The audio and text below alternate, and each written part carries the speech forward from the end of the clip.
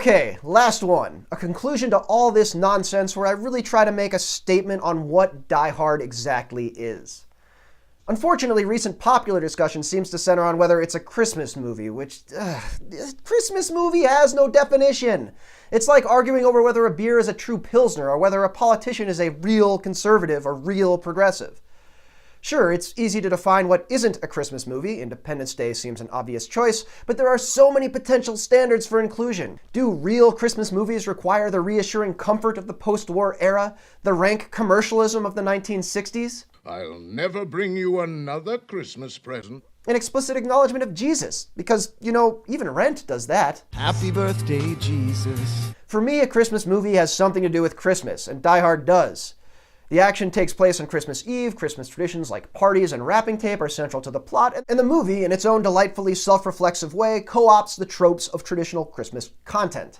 It's Christmas, Theo. It's the time of miracles, so be of good cheer and call me when you hit the last lock. So yeah, Christmas movie, but like I said, it's the wrong discussion. Another thing I find irksome is the notion that Die Hard invented a genre, Die Hard on a plane and all that. But one dude against overwhelming opposition dates back to at least the 1920s, and the Poseidon Adventure and the Towering Inferno nailed down the film-in-place action in the 1970s. You might even argue that in 1952, both were combined at High Noon with John Wayne. It's Gary Cooper, asshole. Oh, right, did I mention earlier that back and forth was a reference to High Noon, where Grace Kelly plays a big role in saving Cooper, telegraphing Holly's jump moments later? See, I told you 15 days weren't gonna be enough. While we're here, might as well mention that the filmmakers got this look out of Hans by hooking him to a deceleration rig, counting him down from 3, and then dropping him on 2. Anyway, we've talked about Die Hard as a post-feminist film and as a Trumpian film, and to be honest, there are probably as many takes as people watching it. We even kinda get one from the film's villain himself. Another orphan of a bankrupt culture. But for me, Die Hard is just the quintessential movie.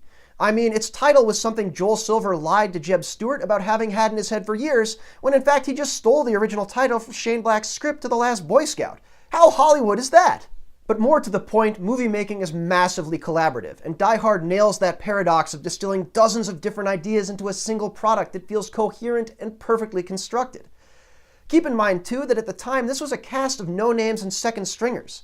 Half a dozen other leads passed on McClane, and at least one other director refused the nod before McTiernan. The script wasn't even ready before shooting started, and seemingly nothing else was either. Degovia describes the whole production as, quote, a work in progress by a bunch of geniuses who didn't know they were yet. And there's a scrappiness that comes from that hungry team.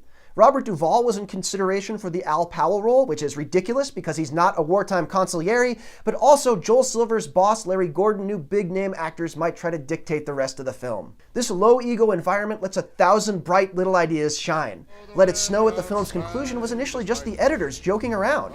The Nakatomi building as a location came from Stewart seeing the tower going up behind the Fox lot and sweet-talking his way onto the construction site. Takagi's death was made excessively gruesome so that the MPAA would have something to cut, leaving the rest of the film untouched.